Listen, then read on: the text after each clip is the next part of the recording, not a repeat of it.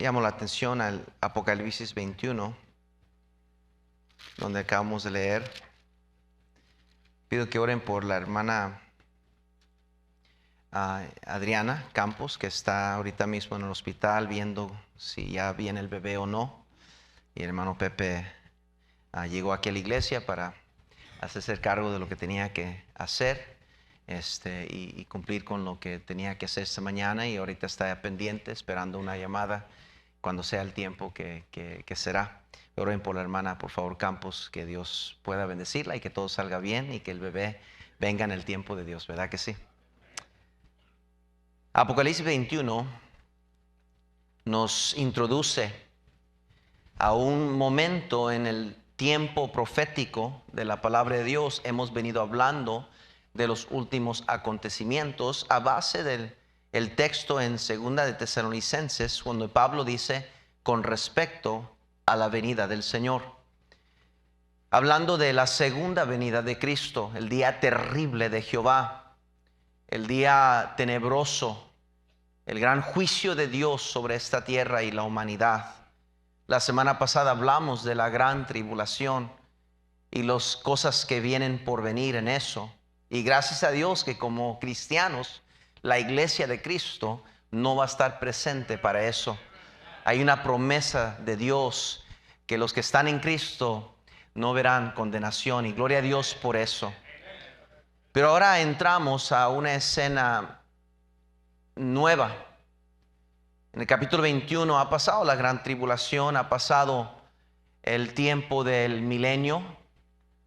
Está Dios ya listo para llegar al gran trono blanco y Satanás será soltado.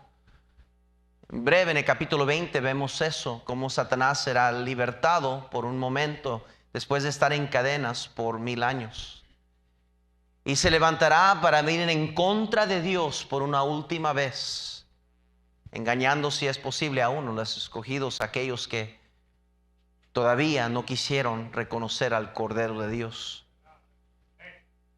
Y se levantarán contra Dios, pero Dios, con el poder de su palabra, los derribará. Y entraremos a la el gran trono blanco, el juicio final. Hay un juicio final que viene. Y este día es donde dice la palabra de Dios algo que me llama mucho la atención a mí. En el versículo 4 dice la palabra de Dios, Apocalipsis 21:4 dice: enjugará Dios toda lágrima de los ojos de ellos, y ya no habrá muerte, ni habrá más llanto, ni clamor, ni dolor, porque las primeras cosas pasaron. Esto es en referencia a lo que han venido mirando en la gran tribulación, y los mártires y la gente que ha muerto, que les cortaron la cabeza por su creencia en el Señor, y todo lo terrible de esos 7 años de tribulación. Esto es en respecto de todos los mártires a través de los siglos, y toda la gente que ha muerto, toda la gente que ha perdido a alguien, toda la gente que ha sufrido las agonías de la vida. Esto es el culminante momento del final de todo dolor, de toda muerte, de todo clamor, de todo llanto, porque las primeras cosas habían pasado. En el cielo entendemos por medio de la palabra de Dios que habrán calles de oro, mar de cristal. Habrá perfecta paz, perfecta salud, vida eterna, felicidad perpetua, alabanzas eternas, ángeles, seres queridos, revelación perfecta de la verdad de Dios, comunión plena con nuestro Salvador. Cara a cara le veremos al Señor. Pero lágrimas. Cuando pienso en las lágrimas, pienso en lágrimas de quebrantos. Padres llorando por un hijo perdido. Padres llorando porque acaban de recibir noticias de un hijo misionero que quizás acaba de morir en un accidente trágico. Niños que quedaron huérfanos por la violencia doméstica. Lágrimas de quebrantos, todas las conocemos. todas las hemos sufrido. Las reconocemos en los rostros de alguien más. Sabemos cuando alguien ha estado llorando. No es fácil ocultarlo. El día viernes estábamos en la ceremonia de graduación de nuestro hijo aquí en el auditorio principal. Y se le reconoció a varios jóvenes diferentes cosas, donde hubo aplausos y reconocimiento.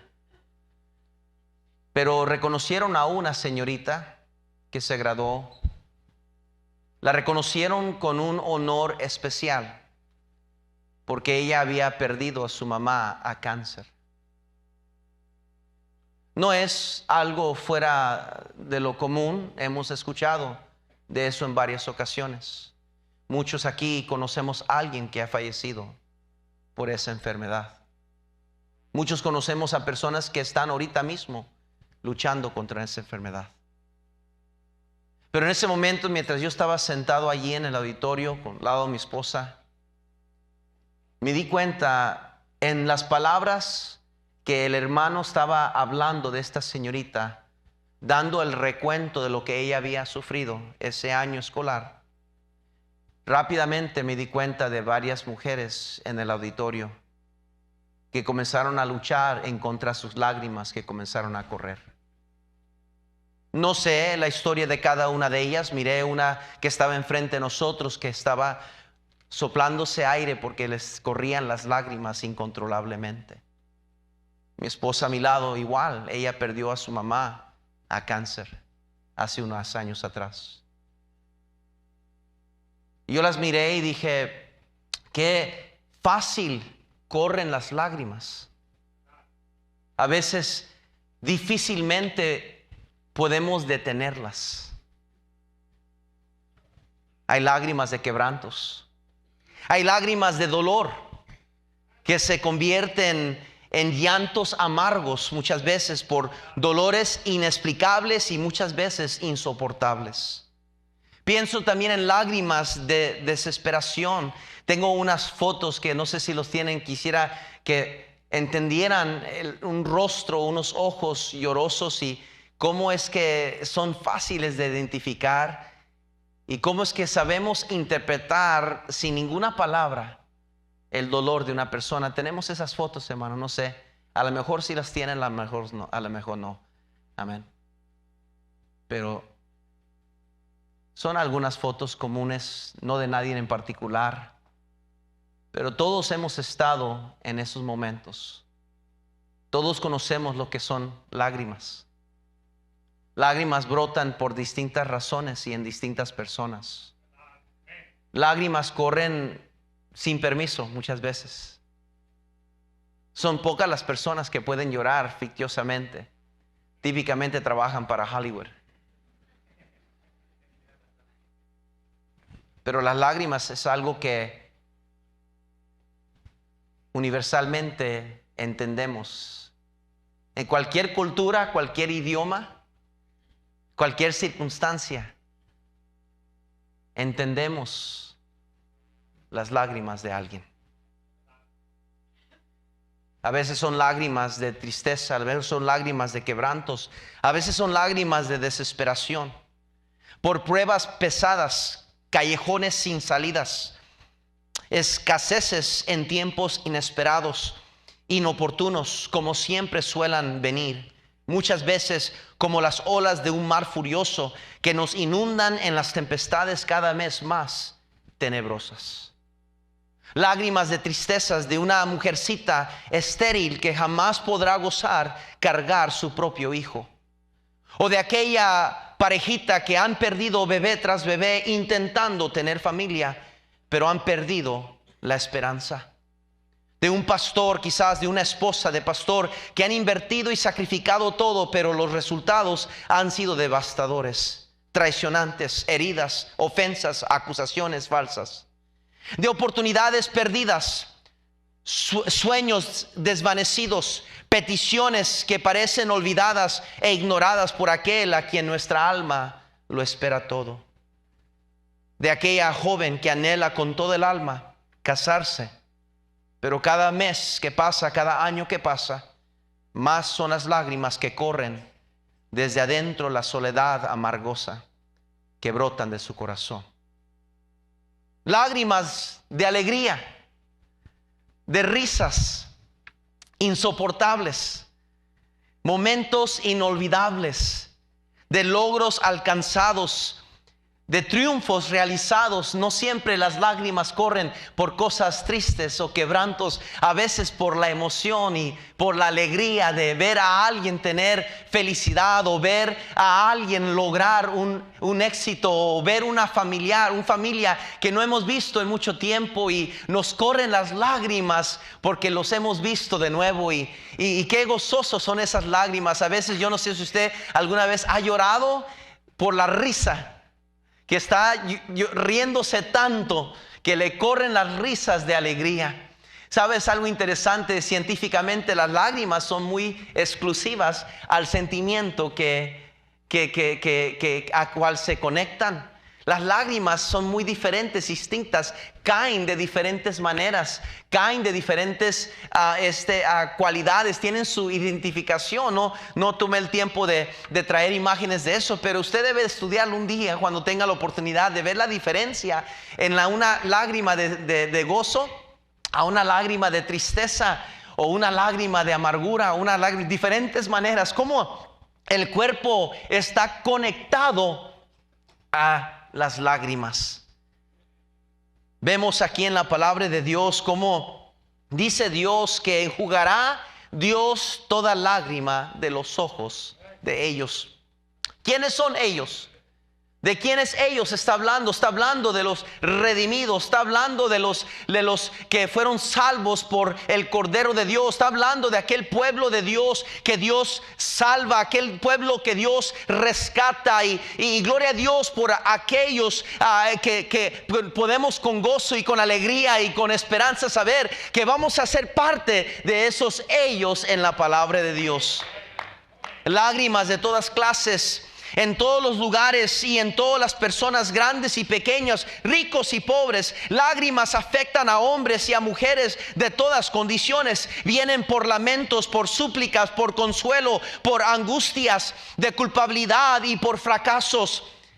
Las lágrimas están en el centro del libro de Lamentaciones. Las encontramos en personajes en la palabra de Dios, en los salmos, en los ojos de los profetas, de los apóstoles, y aún en nuestro Salvador.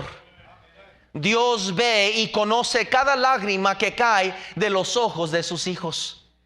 Salmo 56, por favor. Salmo 56. Vayan corriendo ahí conmigo. Salmo 56, por favor. El versículo 8 dice la palabra de Dios: mis huidas tú has contado. Dice: pon mis lágrimas, note, pon mis lágrimas en tu redoma. ¿No están ellas en tu libro? ¿No están ellas en tu libro? Escúcheme. Cada lágrima de sus hijos, cada lágrima de sus hijas es registrada por Dios. Cada lágrima que caen de sus ojos, ya sea por un quebranto, por una tristeza, por una desesperación, por un quebranto de corazón, por una alegría, por una emoción inesperada. Cada lágrima que sale de los ojos de sus hijos están, como dice la palabra de Dios, están en su redoma, están en sus manos, están contados por nuestro precioso y grande Salvador. Nuestras lágrimas son muy personales y todas las hemos derramado en algún momento. Salmo 42 lo dice así, de esta manera, el salmista. Salmo 42 dice la palabra de Dios en el versículo 3, dice la palabra de Dios: fueron mis lágrimas, note, fueron mis lágrimas, mi pan de día y de noche, mientras me dicen todos los días: ¿dónde está tu Dios? Dice el salmista que de sus lágrimas corrían de tal manera, sin parar, sin detenerse, que se convirtieron en su pan de cada día. No sé si alguna vez usted ha experimentado eso. No sé si alguna vez usted ha pasado por algo que le inunda su corazón de preguntas y de dudas y de inquietud y desesperación, de temor a este humano, de aflicción interno, donde llora y llora y no puede parar y detener las lágrimas. Y usted derrama su corazón ante Dios y derrama su corazón en privado y no puede ocultarlo, trata de ocultarlo, trata de esconderlo, disfrazarlo, trata de que nadie más se dé cuenta, pero las lágrimas, como dije, no piden permiso, brotan del interior y uno dice, ¿por qué las lágrimas? ¿Por qué son mis lágrimas, mi pan de cada día? Pienso en Adán y Eva, que tuvieron que haber llorado con quebranto al saber que Caín, su hijo, había matado a Abel. Pienso en Lot, cuando su esposa murió, su compañera y sus hijas le quebrantaron su corazón. Sin duda alguna, no lo registra la palabra de Dios, pero Dios conoció las lágrimas de Lot. Lot, sin duda alguna, derramó lágrimas aquellos días. En Abraham, cuando tenía que ofrecer a su único hijo, sin ninguna duda llegó hacia ese monte paso por paso, con lágrimas corriendo de sus ojos, sabiendo lo que tenía que hacer y no lo entendía. José, cuando lo traicionaron sus hermanos y cuando los enfrenta y los tiene enfrente de ellos con la oportunidad de matarlos, con la oportunidad de vengarse, pero sin duda alguna aquel día lloraba José por los sentimientos encontrados dentro de su corazón. En José, en David, cuando murió su primer hijo, que registra la palabra de Dios que cuando murió después de su pecado con Betsabé y su bebé enfermo, su bebé no la iba a hacer, su bebé estaba mal y David se encontraba llorando amargamente, suplicando por la vida de su hijo, y ve la muerte de su hijo. Cuando murió su hijo Absalón, que nos dice la palabra de Dios que lloró amargamente David, clamando por la vida de su hijo. Oh, Absalón, hijo mío, Absalón, hijo mío. Sin duda alguna, los padres que estamos aquí nos identificamos con ese sentimiento, ese sentir de David cuando él clamaba por su hijo Absalón. ¿Qué padre no hay aquí que diera su vida por sus hijos? Pienso en Noemí y Ruth, en sus quebrantos. ¿Cuánto no pudo y cuánto no tuvo que haber llorado Noemí? ¿Cuánto no tuvo que haber llorado Ruth en sus angustias de soledad? Pienso en Ana cuando clamaba y lloraba y la tenían por loca, pero ella clamaba a Dios llorando por un hijo que Dios le concediera. Pienso en Ezequiel cuando Dios le quitó su esposa en golpe y Dios le dijo que no podía lamentar enfrente de la gente. Me puedo imaginar cómo él se buscaba el lugar más privado en la noche, quizás en su cama.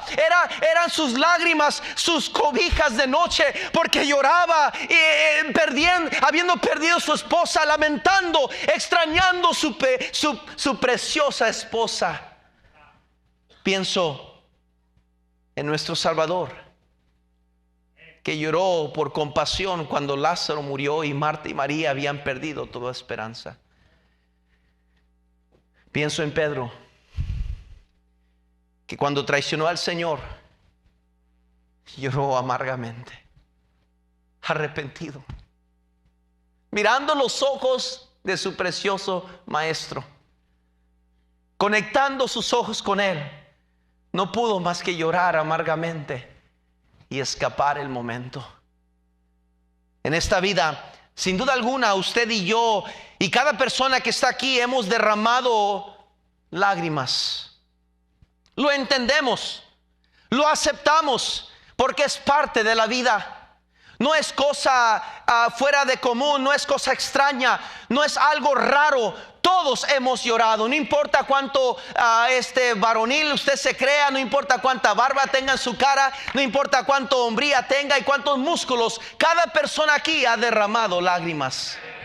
No importa qué tan dura sea usted, hermana, y cuán amargada, y que usted ha prometido jamás derramar una lágrima más para alguien más. Toda persona aquí ha derramado lágrimas. Pero lágrimas en el cielo. ¿por qué habrán lágrimas en el cielo? Proféticamente entendemos dónde estamos después de la gran tribulación. Cristo ha reinado sobre su tierra, la última afrenta de Satanás. Todo lo que explicamos, entendemos proféticamente lo que está pasando. Pero me interesa mucho cómo es que Dios nos revela que habrán lágrimas en el cielo. ¿Qué día más terrible será? De juicio, de condenación severa. Todos los sufrimientos, todos los quebrantos, todos los dolores no se compararán a aquel día y aquellas lágrimas que derramaremos allá en gloria. No se podrá comparar cualquier sentimiento, cualquier experiencia, cualquier quebranto, cualquier agonía, cualquier profunda tristeza, cualquier pérdida que usted y yo hemos sufrido en esta tierra. No se compararán a esas lágrimas que Dios tendrá que enjugar allá en el cielo. Esa palabra enjugará quiere decir que va a secar, va a quitar la humedad de los ojos eternamente. No habrá necesidad jamás de llorar, no habrá necesidad de lamentar, no habrá dolor, no habrá clamor, no habrá llanto, no habrá nada de eso, y Dios pondrá un fin al dolor humano. Gloria a Dios por sus promesas. En Mateo 5:4 la Biblia nos dice: bienaventurados los que lloran, porque ellos recibirán consolación. Enjugará Dios toda lágrima de los ojos de ellos, y ya no habrá muerte, ni habrá más llanto, ni clamor, ni dolor, porque las primeras cosas pasaron. Y dice en el siguiente versículo: y aquí hago nuevo todas las cosas. Gloria a Dios por las promesas de Dios, que aun cuando pasamos grandes lamentaciones, cuando pasamos grandes aflicciones y cuando grandes quebrantos, gloria a Dios que servimos un Dios que hace todas las cosas nuevas, mi hermano. El cielo es la promesa más grande del Señor para todo aquel que ha creído en el Señor Jesucristo. Qué terrible, qué expectación más grande será aquel momento de llegar a ver ese gran juicio final, donde miraremos los grandes y pequeños ante el Señor, dando cuentas a Dios, y todos los redimidos del Señor, todos los santos del Señor, justificados por Cristo Jesús, por la sangre del Cordero de Dios. Estaremos en vestiduras blancas, presentes como la audiencia está sobre el balcón, y ustedes mirando hacia acá abajo, mirando este púlpito y esta plataforma. Así me puedo imaginar aquel día, el gran juicio final, donde la multitud en vestiduras blancas como un mar de cristal que no se puede contar, estaremos allí. Escúcheme, estaremos allí mirando este gran evento que por fin ha llegado, el gran juicio final, donde dice la palabra de Dios que los libros se van a abrir. Apocalipsis capítulo 20, por favor. Apocalipsis capítulo 20, por favor, rápidamente. Note conmigo el capítulo 20, por favor, en el versículo 11. Y vi un gran trono blanco, y al que estaba sentado en él, y delante de él cual huyeron la tierra y el cielo, y ningún lugar se encontró para ellos.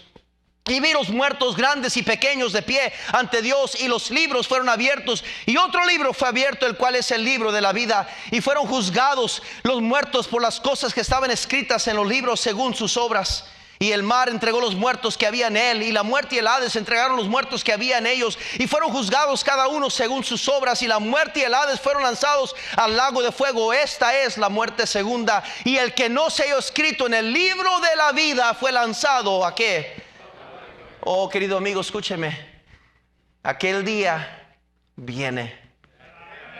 No es una historia falsa, no es una caricatura, no es una película, no es una ilustración usada por una metafóricamente hablando, una historia que se compara a algo más. No, es una realidad, y Dios dice que viene ese día, el gran juicio final, donde todo aquel que rechazó la gracia de Dios y escogió vivir por la ley será juzgado por la misma ley. Y todos un día estaremos en gran fila. Miraremos una gran multitud ante el Señor Jesucristo, que va a entrar a su corte suprema. de la eternidad. Solo hay uno que es digno de sentarse en ese trono. Es el Señor Jesucristo. Ahorita este mundo se ríe de Él. Se mofan de su nombre. Son insultados a escuchar el nombre de Jesús. Pero un día toda rodilla se doblará ante Él, dice la Biblia. Y un día usted y yo vamos a estar mirando en vestiduras blancas, habiendo pasado las bodas del Cordero, habiendo pasado el tribunal de Cristo, y ya pasamos esa parte. Y mientras pasaba la tribulación y todos los mártires que rogaban al Señor venganza, ya Dios trajo venganza y trajo mortandad, y la tierra antigua quema y termina en fuego, como nos dice el apóstol Pedro, y todo lo que Dios prometió cumple. Ahora estamos en un gran lugar ante el trono de Dios, y todos están ahí. Toda persona que ha respirado, que ha vivido, que ha existido, todos están ahí, de todas las épocas, de todos los siglos, desde todas las generaciones. Todos están allí. No nomás nuestros tiempos, no nomás un cierto siglo, sino los siglos de los siglos. Todos están presentes. Y la primera persona que Dios va a traer a juicio va a ser Satanás, Lucero o Lucifer, que va a pasar como el gran engañador de este siglo, el padre de toda mentira, el falsante Cristo, el querubín que se disfraza de un ángel de luz. Va a pasar ante el trono de Dios, y lo vamos a ver, lo vamos a mirar pasar con su coraje, con su rebeldía, con las cadenas quizás todavía colgando de las cadenas que tenía por mucho tiempo, enojo, en coraje, siendo arrastrado ante allí el trono de Dios, donde va a estar Cristo el Cordero, y se va a humillar y va a ponerse rodillas, va a tener que adorar al Dios verdadero, y va a clamar: tú eres el Dios verdadero, tú eres el gran yo soy, tú eres el Cordero de Dios, el Rey de reyes y Señor de señores. Y imagínense todos aquellos que rechazaron a Cristo, que adoraban a Satanás, que de repente lo están mirando a Él reconocer al Cordero.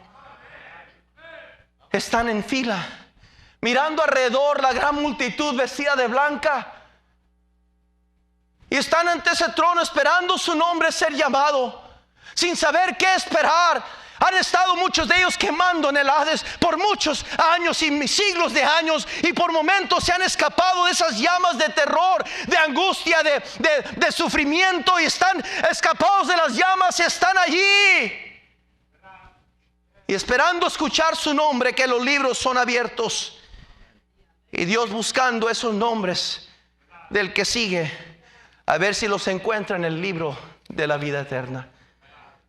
Y persona tras persona, Dios los va a juzgar, y va a buscarles según sus obras.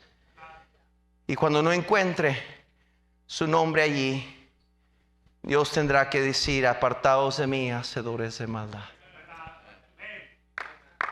Y usted y yo estaremos allí, hermano Valencia, mirando cada juicio, cada persona, cada nombre llamado. Algunos de nosotros tristemente vamos a ver un hijo, una hija allí, un esposo, una esposa. Vamos a ver una mamá, un papá, un abuelo, una abuela. Vamos a ver un primo, una prima, un vecino, un compañero de trabajo, un patrón, un trabajador de nuestro negocio, que nunca les hablamos de Cristo, que no les predicamos el evangelio, que quisimos convencerles con amabilidad, con amistad, pero no les predicamos el evangelio, que dejamos de insistir, de predicarle a mamá, a papá, de insistir a abuelo, a abuela: tienes que ser salvo, tienes que creer en Cristo. No, preferimos escoger el camino fácil de no ofenderlos, de no causar conflicto, y ahora estaremos allí. Y Ezequiel dice que Él demandará de nosotros, muchos de nosotros, la sangre en nuestras manos de aquellos que serán condenados al infierno. Oh, yo creo que todos tendremos el corazón de Dios ese día. Y a lo mejor, cristiano, usted está ahí durmiéndose en su teléfono, ignorando el mensaje y le importa poco lo que se está predicando. Pero le prometo que un día allá en el cielo sí le va a importar, le va a querer, va a estar conectado, va a saber lo que está pasando, porque tendremos el corazón de Dios, un cuerpo glorificado. Y estaremos ahí. Y mi temor más grande es ver a alguien que yo conocí,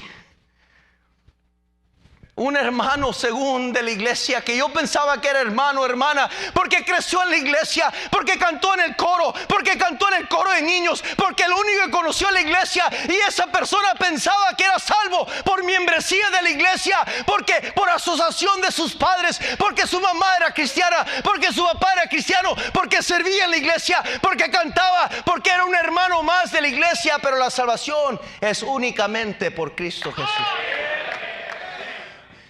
Ese día, como Moisés quiso dar su vida en rescate de su pueblo, ese día, como Pablo estaba dispuesto a ser visto como maldito por Dios, por su pueblo, creo que ese día probablemente yo voy a decir: Señor, está bien si tomo su lugar. Si yo no quiero que él vaya al infierno, no quiero que él baje al infierno, Señor, por favor, Señor, no habrá otra oportunidad. No habrá alguien más, no habrá otra oportunidad. Más tiempo. Ese joven lo conocíamos, creció en la iglesia, lo vimos crecer. No habrá más tiempo, Dios. Esa señorita decía que era cristiana, yo conozco a sus padres, aquí están con nosotros. Señor, por favor, damos nuestra vida por ellos. Y el Señor tendrá que decirnos: es muy tarde, hijos. Es muy tarde, hijos. Es muy tarde. Ellos rechazaron a mi único hijo. Y alma tras alma será condenada eternamente al infierno. Y usted y yo, dice la Biblia, que estaremos allí para todo el juicio final. No podrá ausentarse. No podrá sentarse en una esquina de un auditorio indiferente y como no le importa. Usted estará derramando lágrimas. Si hay un lugar donde pudiera quizás ser posible el derramamiento de lágrimas que corran como fuentes de aguas, tendría que ser ese momento en la gloria, donde miles y miles y miles de cristianos estaremos conmovidos, quebrantados, llorando por las almas, gente que ni siquiera conocemos, pero escucharemos una mamá llorando, escucharemos una hija llorando, un hijo llorando, un padre llorando, un amigo, un primo. ¡Oh! Ese es mi papá, esa es mi mamá, esa es mi hermana, mi hermanito. Y estaremos derramando lágrimas ese día sin poder detenerlo. Y dice Dios: por esto Dios enjugará toda lágrima de ellos. Le pregunto: ¿usted está preparado para el final de su vida? El día que usted muera, está establecido que el hombre muera una sola vez y después de esto el juicio. ¿Está usted preparado? ¿O ustedes son de aquellos que creen que pueden ser salvos por buenas obras?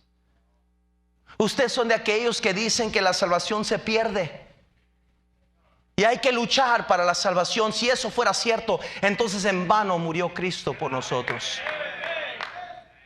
Son mentiras todas las palabras eternas de Dios que nos promete Dios. Todo aquel que invocar el nombre del Señor será salvo. Quizás usted se está aferrando a una religión.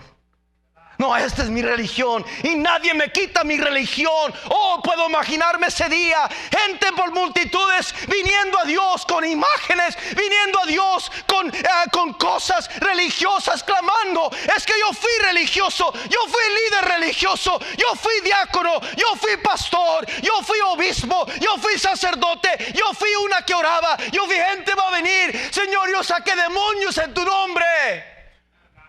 Y Dios va a decir: apartados de mí, que nunca os conocí. Querido amigo, no se aferre a una religión. La religión no dio su vida en la cruz por usted. Solo hay uno. Cristo dijo: yo soy el camino y la verdad y la vida. Nadie, rico, pobre, grande o pequeño, nadie viene al Padre sino por mí. Eso es lo que Cristo Jesús dijo. Termino. Si usted está aquí y no ha sido salvo, nunca le ha puesto su fe y confianza en Cristo Jesús, yo no me iría de este auditorio hoy sin recibir a Cristo como mi Salvador. Quizás esta sea su última oportunidad que Dios le está dando para que usted sea salvo. Si usted está aquí y dice: pero yo soy miembro de la iglesia, pastor, usted es mi pastor, aquí crecí, lo único que conozco es la iglesia, crecí dentro de un hogar cristiano, dicen, pero nada de eso le puede dar salvación. Solamente que usted experimente personalmente la salvación con Cristo Jesús. Querido cristiano, ¿qué está haciendo usted para aquellos que están perdidos que usted conoce? ¿Se la está llevando muy cómodamente? Piensa que tenemos tiempo. Decimos: cada quien tiene que decidir por sí mismo. ¿Para qué ser confrontacionalista? ¿Cómo se dice? Confrontista. ¿Para qué molestar? Pero nos damos cuenta que el fin del mundo viene muy pronto. Cristo viene pronto por su iglesia. Y la oportunidad y pronto la noche viene cuando nadie puede trabajar. Si usted tiene un ser querido, un hijo, una hija, un pariente, un padre, una mamá que no son salvos, yo no descansaría esta noche a dormir sin hablarles y decirles: no voy a colgar hasta que tú me escuches. Tú necesitas ser salvo en Cristo Jesús. Con cada cabeza agachada, por favor, nadie mirando. Nadie mirando, por favor. Nadie saliendo, por favor. Señor, bendice esta invitación y toma control de cada persona, de cada momento de esta invitación. Por favor, Espíritu Santo, ven entre nosotros y haz lo que solo tú puedes hacer. Con cada cabeza agachada, nadie mirando, por favor, nadie saliendo. Estamos en oración. Quiero hacerle una pregunta. Una pregunta muy importante. Yo quisiera que usted escuchara con cuidado. Un día usted va a lamentar si usted no presta atención a la oportunidad que Dios le está dando. Y la pregunta es esta: ¿está usted 100% seguro que cuando muera va a ir al cielo con Dios? ¿Está usted garantizado, tiene la seguridad en su corazón que usted va a ir al cielo con Dios? No por sus propios méritos, sino porque usted tiene la seguridad de que usted va a ir al cielo porque Cristo le ha salvado. Si usted no tiene esa seguridad, esa confianza, yo le pido en el nombre del Señor que hoy reciba a Cristo como su Salvador. Ahí donde usted está, lo puede hacer. No es difícil. Todo lo difícil se hizo en la cruz del Calvario. Cristo Jesús hizo lo difícil. Lo único que usted tiene que hacer es recibir el regalo de vida eterna. Es gratuito. Dios se lo ofrece gratis. Solo se toma que usted lo reciba. Con cada ojo cerrado, nadie mirando. Si usted desea recibir a Cristo como su Salvador, y lo que quiere hacer usted esta mañana, pedirle a Cristo que le perdone sus pecados y que entre en su alma y que sea el Salvador de su alma y que le dé vida eterna. Si es lo que usted desea, ¿por qué no le pide estas palabras al Señor? Ahí mismo donde usted está sentada, sentado en espíritu de oración, de lo más sincero de su corazón, dígale estas palabras al Señor. Señor Jesucristo, reconozco que soy pecador. He pecado contra ti. Soy culpable. Merezco el castigo eterno, el infierno. Pero en este momento quiero pedirte perdón, arrepentirme de todos mis pecados y pedirte a ti, Señor, que entres en mi vida y que salves mi alma, que me des vida eterna. Te acepto como mi Salvador.